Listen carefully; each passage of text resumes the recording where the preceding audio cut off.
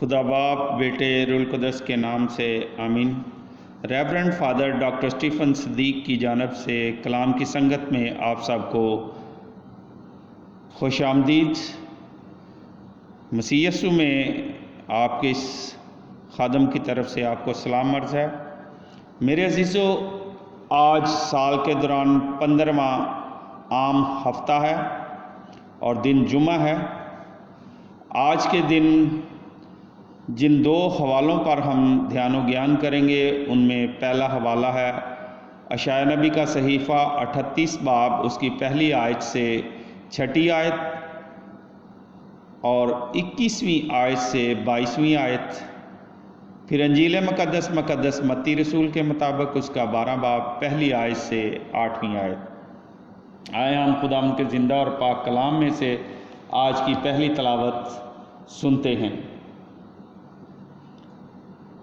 ان دنوں میں حزقیاہ موت کے مرض سے بیمار ہوا تو آموز کا بیٹا اشعیاء نبی اس کے پاس آیا اور اس سے کہا، خداوند یوں فرماتا ہے کہ اپنے گھر کی بابت وصیت کر، کیونکہ تو مر جائے گا اور نہ جیے گا۔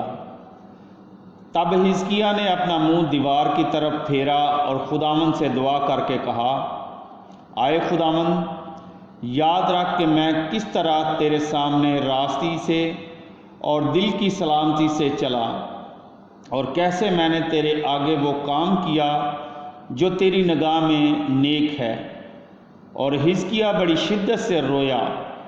تب خداوند نے اشعیاء سے ہم کلام ہو کر کہا، جا اور حزقیاہ سے کہہ کہ خداوند تیرے باپ داؤد کا خدا یوں فرماتا ہے کہ میں نے تیری دعا سنی اور تیرے آنسوؤں کو دیکھا، اور دیکھ میں تیرے دنوں پر 15 برس بڑھاؤں گا، اور تجھے اور اس شہر کو اشور کے بادشاہ کے ہاتھ سے چھڑاؤں گا اور اس شہر کی حمایت کروں گا۔ اور اشعیاء نے کہا تھا کہ انجیر کی ٹکیا بنا کر زخم پر باندھی جائے، تو اس نے شفا پائی۔ اور حزقیاہ نے کہا تھا کہ اس کا کیا نشان ہے کہ میں خداوند کے گھر میں جاؤں گا۔ خدا کا کلام پڑھا اور سنا جانا ہم سب کے لیے باعث برکت ہو۔ خداوند کا شکر ہو۔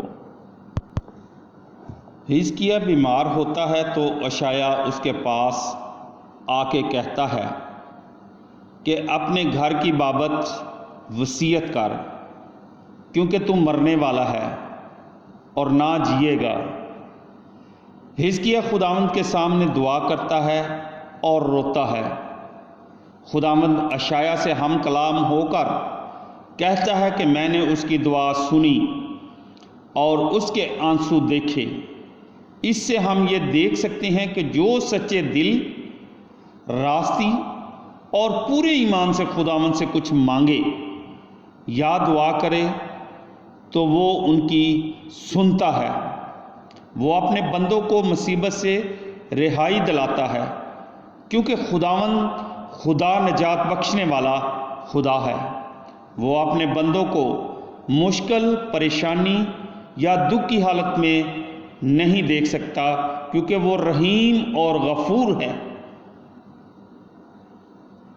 آئے ہم آج کی انجیل مقدس سنتے ہیں۔ خداوند آپ کے ساتھ ہو۔ انجیل مقدس متی رسول کے مطابق، اے خداوند تیری تمجید ہو، اس کا 12 باب پہلی آیت سے 8ویں آیت تک۔ اس وقت یسوع سبت کے دن کھیتوں میں سے جا رہا تھا اور اس کے شاگرد بھوکے تھے، اور وہ بالیاں توڑ توڑ کر کھانے لگے۔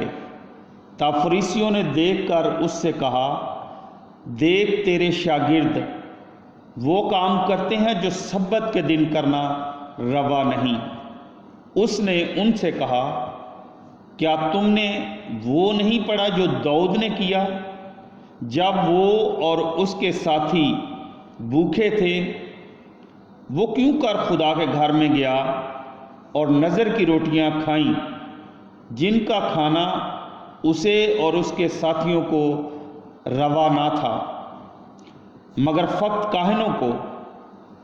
اور کیا تم نے تورات میں نہیں پڑھا کہ کاہن سبت کے دن ہیکل میں سبت کو پاک نہیں رکھتے تو بھی بے قصور رہتے ہیں؟ بس میں تم سے کہتا ہوں کہ یہاں وہ ہے جو ہیکل سے بھی بڑا ہے۔ لیکن اگر تم اس کے معنی جانتے کہ میں قربانی نہیں بلکہ رحم پسند کرتا ہوں تو تم بے قصوروں کو قصوروار نہ ٹھہراتے، کیونکہ ابن انسان سبت کا بھی مالک ہے۔ یہاں تک آج کی انجیل مقدس کے وسیلے سے ہم سب کی خطائیں معاف کی جائیں۔ MC تیری ستائش ہو۔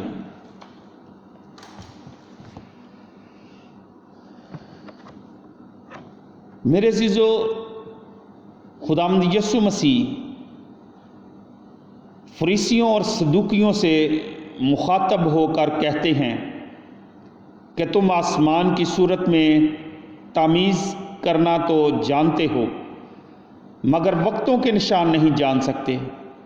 مثلاً تم آسمان کو دیکھ کر یہ تو بتا سکتے ہو کہ شام کو مطلع صاف رہے گا اور صبح کو آندھی آئے گی، پر تم وقت کا اندازہ نہیں کر سکتے۔ اور شاگردوں سے فرماتے ہیں کہ فریسیوں اور صدوقیوں کے خمیر سے خبردار رہو۔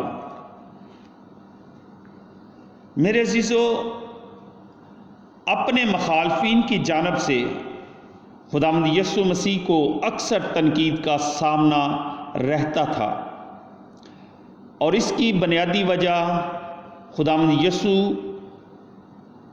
اور یہودی رہنماؤں کا وہ نقطہ نظر تھا جو خدا، سبت، قربانیوں اور مختلف عقائد سے جڑا ہوا تھا۔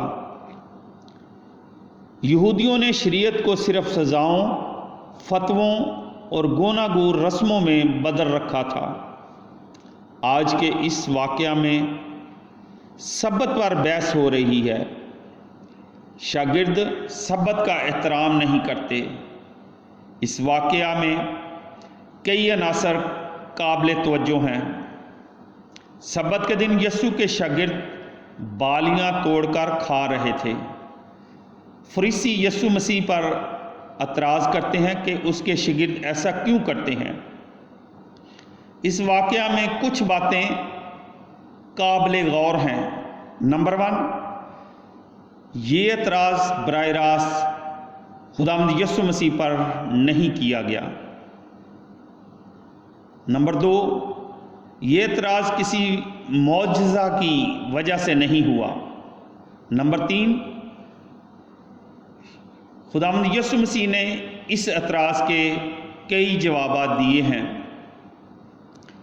فریسی یہ الزام دیتے ہیں کہ یسوع کے شاگرد سبت کے دن کو پاک نہیں رکھتے، مگر خداوند یسوع مسیح یہاں داؤد اور اس کے ساتھیوں کے نظر کی روٹیاں کھانے کا حوالہ دیتے ہیں۔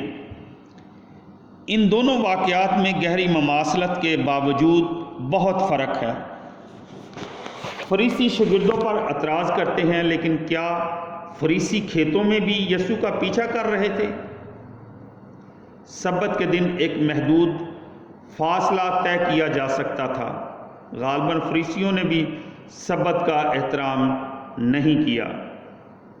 خداوند یسوع مسیح انہیں فرماتے ہیں، کیا تم نے نہیں پڑھا؟ فریسی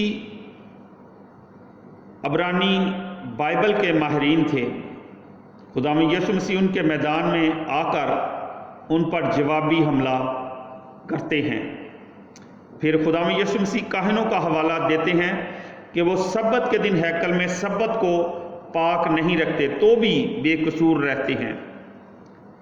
سبت کے دن داؤد کا نظر کی روٹیاں کھانا جو کہ صرف کاہنوں پر واجب تھا، اور ہیکل کے اندر کاہنوں کی نقل و حرکت اگر کاہنوں کو بے قصور ٹھہراتی ہے تو اس کا یہی مطلب ہے کہ سبت کے بارے میں فریسیوں کو اپنے رویے پر نظر ثانی کرنا ہوگی۔ خداوند یسوع مسیح یہاں پر اپنا اختیار بھی ظاہر کرتے ہیں۔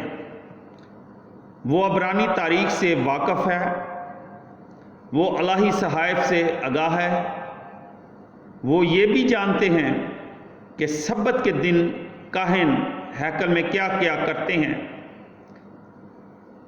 اس نے اعتراض کرنے والوں کے منہ بند کر دیے اور یہ بھی اعلان کیا کہ وہ ہیکل سے بھی بڑا ہے۔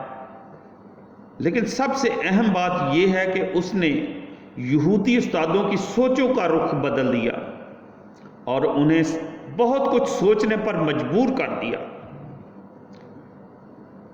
خداوند یسوع مسیح نے خدا کے احکام کو ماننے کی طرف ان کی توجہ مبذول کی اور رسومات میں الجھے رہنے سے روکا۔ خداوند یسوع مسیح کا براہ راست سوال یہ تھا کہ میں قربانی نہیں بلکہ رحم پسند کرتا ہوں۔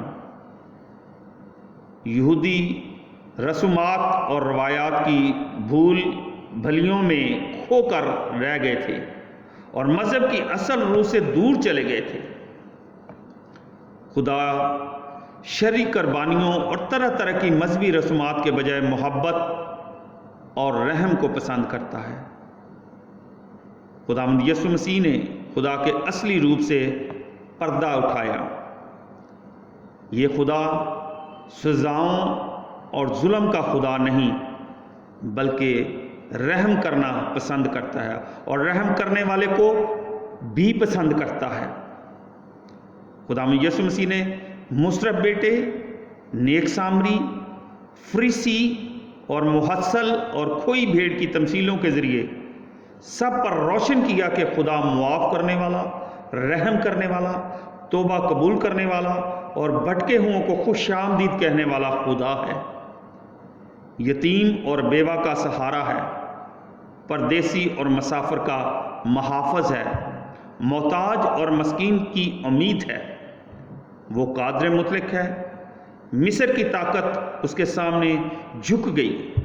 طرح طرح کی آفات کو دیکھ کر ان کے دل دہل گئے اور وہ تھر تھرا اٹھے۔ انہوں نے خدا کی قدرت کے سامنے گھٹنے ٹیک دیے۔ ایک طرف وہ ہمدان اور طاقتور خدا ہے اور دوسری طرف وہ نہایت رحیم اور مہربان ہے۔ جو لوگ خدا کے رحم کو اپناتے ہیں، خداوند یسوع مسیح نے ایسے لوگوں کو مبارک کہا ہے۔ مبارک ہیں وہ جو رحم دل ہیں، کیونکہ ان پر رحم کیا جائے گا۔ خدا ہم سب کو اپنے اس پاک اور زندہ کلام کو پڑھنے، سننے اور اس کلام پر عمل پیرا ہونے کی توفیق عطا فرمائے، آمین۔ خدا باپ، بیٹے، روح القدس کے نام سے آمین۔ عبادت ہو چکی، صلاۃ سلامتی میں رہیں اور خداوند کی خوشخبری دوسروں تک پہنچائیں۔